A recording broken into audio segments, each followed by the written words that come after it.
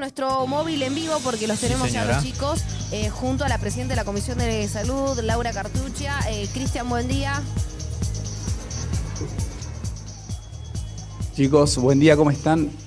Bueno, buen martes para ustedes. Estamos aquí exactamente con Laura Cartuccia. Gracias por recibirnos, presidenta de la Comisión de Salud, para explicarnos sobre lo que había hablado el gobernador, ¿no? De quitar esta ley de IPS. Los chicos te saludan, y coméntanos un poquito la situación. Gracias, muy buenos días a todos. Bueno, esto básicamente, como lo dijo el gobernador, esta ley había ingresado la semana pasada, tomó estado parlamentario y bien tomé contacto con la ley y claramente me puse en contacto, valga la redundancia, con el gobernador y le expliqué, digamos, cuáles eran los motivos que hacía que esta ley tuviera un alto impacto social, ¿no? Y también un alto costo político. Precisamente esta ley planteaba tres cosas puntuales. Uno, el tema de los medicamentos genéricos, digamos, por un lado, con la adhesión a una ley nacional y por otro lado también que aquellas personas que se jubilaran de provincia, una vez jubiladas, iban a cesar en la obra social provincial. Existía hace muchos años un convenio que era PAMI, Profe, IPS. Ese convenio caducó en la primera intervención que tuvo el IPS, que fue en la época de Alfredo Petrón. Con lo cual obviamente ya no existe un convenio entre PAMI y IPS, por lo cual aquellas personas que se jubilen en la provincia y que sean empleados de la provincia no pueden pasar a PAMI precisamente porque PAMI no los recibe, no existe un convenio. Sí, en ANSES existe un listado de obras sociales con las cuales PAMI mantiene este tipo de convenio contractual que sí son aceptados. Por ejemplo, un empleado de comercio, un empleado de la construcción, un empleado rural puede en algún momento decir, bueno, yo no quiero ser jubilado de OSECAC, supongamos, y voy a proceder a tener PAMI, con lo cual se hace el cambio. Creo que las personas que lo han asesorado el gobernador en ese sentido lo han asesorado mal, desconociendo, digamos, todo este tipo de circunstancias. Y bueno, claramente también destacar en el día de ayer la grandeza y la humildad del gobernador de reconocer que se había equivocado y de retirarlo al proyecto de ley de la legislatura, con lo cual esto le da muchísima tranquilidad a la gente porque no lo vamos a tratar. De todos modos, no era algo que estuviera en agenda para ser tratado este martes, pero bueno, claramente este proyecto ha sido retirado. Bien, Laura, primero que nada, uno trata de entender el porqué de este proyecto, por qué se presentó en primera instancia, ¿no? Digo, porque se venía de un proceso de auditorías, si se quiere, en el IPS, entonces como que quedó visto de afuera, dicho mal y pronto, como que el problema eran los jubilados, entonces había que pasarlos al PAMI. Bueno, claramente el problema que tiene IPS no son los jubilados ni tampoco precisamente el tema de los medicamentos genéricos. De hecho, IPS venía trabajando con medicamentos hospitalarios hace muchísimo tiempo, nunca hubo ningún problema con ninguno de los afiliados. Lo que pasa es que sucedió que IPS mantenía una gran deuda con las droguerías, las cuales proveían estos medicamentos, y es por eso que también Farmacia Propia se ha ido desarmando y se firmó este convenio con Rosfar y con la Cámara de Farmacia. Por lo cual, digamos, se sacó todo a las farmacias externas para que la gente pudiera adquirir su medicación. Ese es uno de los problemas que hoy el IPS tiene, porque te aseguro que si volviéramos a tener la farmacia del IPS con la dispensa correspondiente de medicamentos como se hacían, especialmente la de los planes preventivos, fundamentalmente, esto reduciría muchísimo los costos. Quizás a veces no es lo mismo con plan oncológico, porque también depende mucho de la aceptación de la persona al tratamiento y muchas veces ese tratamiento tiene que ir variando y tiene que ir cambiando, con lo cual a veces se te complica porque vos compras, por ejemplo, dentro de la obra social 3 ciclos y resulta que la persona no lo tolera y solamente llegas a usar un solo ciclo. Claro. Pero eso, digamos, es uno de los problemas que hoy tiene el IPS. Después, bueno, claramente que había un proceso de vaciamiento de la gestión anterior, de quien era su presidenta, con muchas empresas tercerizadas dentro del IPS y muchas de ellas también con funciones totalmente sobrepuestas entre cada una de las empresas, con lo cual esto también hace que el IPS haya tenido una gran fuga de dinero. Sumado a eso, los convenios que se han venido firmando últimamente con los hospitales. Los hospitales siempre han facturado valorinos menos el 20%.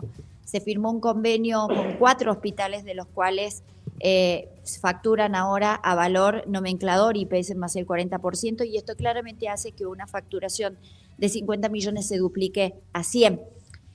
Sumado a esto, el convenio con los anestesistas, en los cuales en el mes de febrero la facturación fue de 480.000 millones y en el mes de marzo, con este convenio firmado, son de 980.000 millones, ¿no? Claramente Claro, que por es eso el doble. la pregunta Y este de... convenio, Sí. sí, No, y este convenio está firmado hasta el 2026, o sea, no bien, sabemos qué va a pasar mañana, pero está firmado hasta el 2026 claro. con lo que esto supone, ¿no? E implica. Por eso la pregunta, digo, ¿por qué no apuntar a estas cajas que mencionás y no al tema de los jubilados que pasen del IPS al PAMI, digo?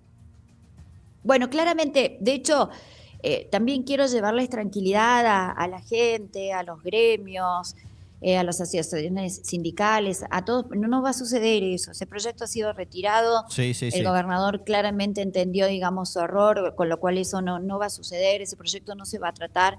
Sí se va a conformar una comisión entre el Poder Ejecutivo y el Poder Legislativo, donde va a estar el ministro Villada, el ministro de Salud, el interventor, el presidente de la Comisión del Senado y yo. Somos los que vamos a conformar esta comisión y tenemos la gran tarea de empezar a trabajar en reformular lo que es la ley de creación del IPS, que es la 7127, con la cual obviamente que veremos muchos puntos. Eso es importante, que son sumamente diputada, importantes.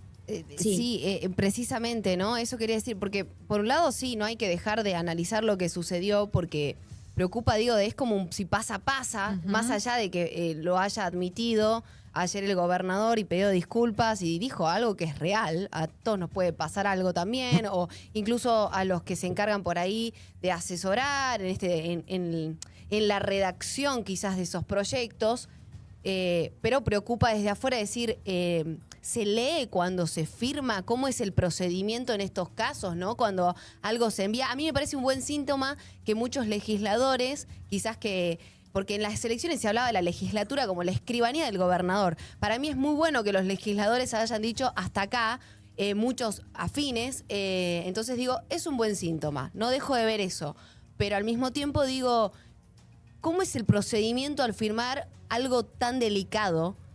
Porque entiendo que uno, en cualquier trámite, en la vida diaria, ¿viste? Siempre te dicen, saca foto, firmá y lee la letra chica, ¿no? Sí. No, bueno, en este sentido, lo que yo hablé con el gobernador, él me dijo que en realidad estuvo mal asesorado. Me dijo que le habían dicho que en el gasto de jubilados eran 7.000 millones, digamos, lo que gastaba. Obviamente no le contaron toda esta otra parte de la historia que le estoy contando Claro. yo. Es una investigación que yo vengo llevando adelante en realidad desde hace algún tiempo. Entonces, obviamente me senté con él, lo charlamos, le conté qué era lo que pasaba, le mostré la documentación, que la tengo, esto no es inventado, es documentación que la tengo aquí en mi despacho y documentación que también tengo en el celular, ¿no? De lo que estaba sucediendo, con lo cual obviamente entendió, por eso reconoció el error. Claro. Y ahora decías, tenemos un gobernador que tiene una humanidad tremenda, ¿no? Porque yo creo que acá tendrían que haber rodado algunas cabezas. Bueno, obviamente él dijo que el hilo no se corta por lo más fino y la verdad que eso habla de la grandeza como persona. Pero sí, a aquellos que lo han asesorado mal, y esto lo digo yo y me hago cargo, Laura Cartucha, creo que tendrían que dar un paso al costado, por lo menos si tienen 2 dedos de frente, dar un paso al costado. Realmente nunca se ha visto que haya sucedido esto con un gobernador, que haya tenido que retirar un proyecto, que lo hayan asesorado mal.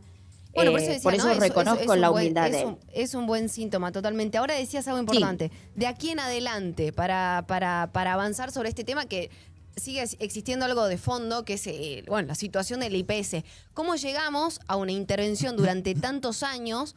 Nadie controló esto en ningún momento. ¿Cómo creció tanto por dentro la corrupción a tal punto de tener que ser intervenido? En buena hora que se van a hacer cosas, decías, ¿no? A partir de ahora, empezar a revisar, decías, toda esta investigación. Me parece súper importante que se avance concretamente.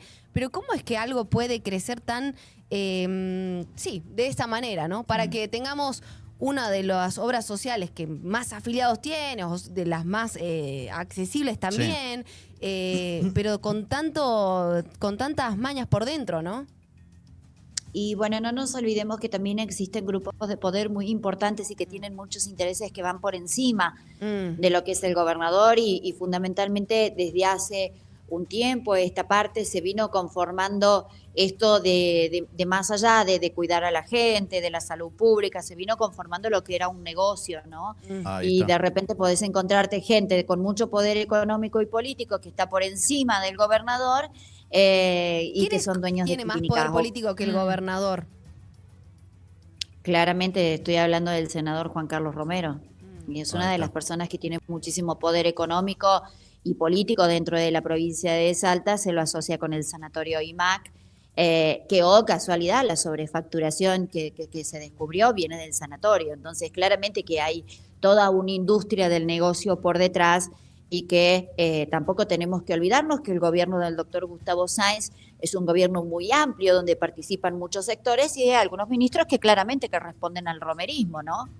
Laura, ¿hay curros dentro del IPS? Bueno, hay un montón de irregularidades que hay que ponerlas en orden.